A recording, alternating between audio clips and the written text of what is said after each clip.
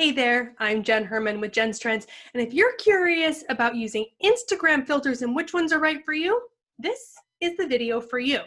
So you probably know Instagram is known for filters. That's what started Instagram so many years ago, was the ability to add these preset filters to your content. They would add gradients, they would add different color saturations, different levels of intensity, and it was a really fun way to kind of add a new level to your images. And you can still do that on Instagram. Filters are everywhere on the platform, but which ones should you be using? That is a really common question. Now, some things to think about for your brand. What is your brand color? What is your brand logo? What is your brand style and tone? These will help you determine what types of filters to use. So for example, my logo is blue. I do a lot with blue and pink in my content. So I use filters that have a blue undertone. These are filters that add a bluish tint to the image and accent that color palette. Conversely, you might want to use ones that have a yellow undertone.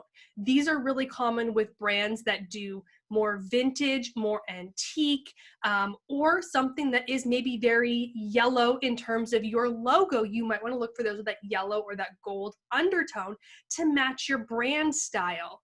Additionally, you want to think about how your brand is conveyed. I always joke that I can't do those soft muted colors because I am way too bold and obnoxious to handle soft muted colors. So I tend to use filters that add deeper saturation and deeper contrast. That's what works for my brand and my style. You may prefer those ones that tend to mute and soften those levels of contrast and saturation that allow to create a bit more of a relaxation mode or a little bit more demure in its approach. It's all going to depend, again, on your brand, voice, and style. When you're scrolling through the Instagram filters for a feed post, there are a bunch that are populated there. If you scroll all the way to the end and tap manage, there's actually a bunch more filters in there. So one of my favorites to use is Skyline, which adds a bolder, brighter color and a slightly blue tint to it. But that one's hidden. Most people don't know it's there. So you have to go in to that manage option, go find it, click on it to add the check mark, and that puts it into your list of available filters to use on any of your images. So that's one that I use consistently, but you wouldn't know it was there. You're going to want to go in and take a look and see what other ones are in there that match with your brand. Also, pick 2 to 3 filters for your brand. That's it.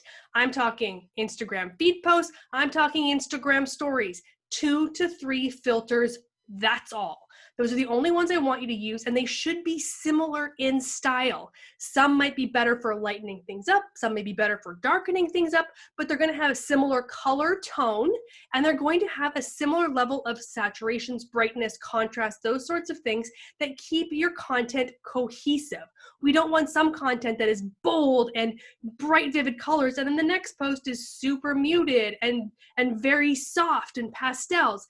Those don't align visually, and if you create 2 to 3 styles with your various filters, it becomes so cohesive that when someone sees that content in their feed, they immediately recognize it as yours because of the way it has been designed and colored, and it's an immediate subconscious reaction to your content, which is more likely to generate those likes and engagement when it comes to using your content on Instagram. One final tip of advice for your filters: I never ever use a feed filter at 100% intensity. So if you didn't know, when you select a filter and apply it to your content, whether it's a photo or a video, if you tap on that filter again, it opens up a slider from 0 to 100. I typically use either Skyline or Clarendon, usually at the 40 to 50% intensity. So I drag that baby all the way down to about the halfway point where it's not so intense, where it's not so overwhelming in terms of the amount of filter that it added. just enough to add the style and color tone that I want, and then I can go in and hit the edit button to edit a little bit more for brightness, contrast, saturation, and other aspects that I want to tweak on that image. So I hope this helps give you some ideas in terms of how to set up your filters for your content to create a beautiful, cohesive feed that is on brand for you and your business. If you found this video helpful, please subscribe to this channel where I'm constantly sharing more videos just like this with tips and tricks to help you succeed on Instagram, and I will see you in the next video.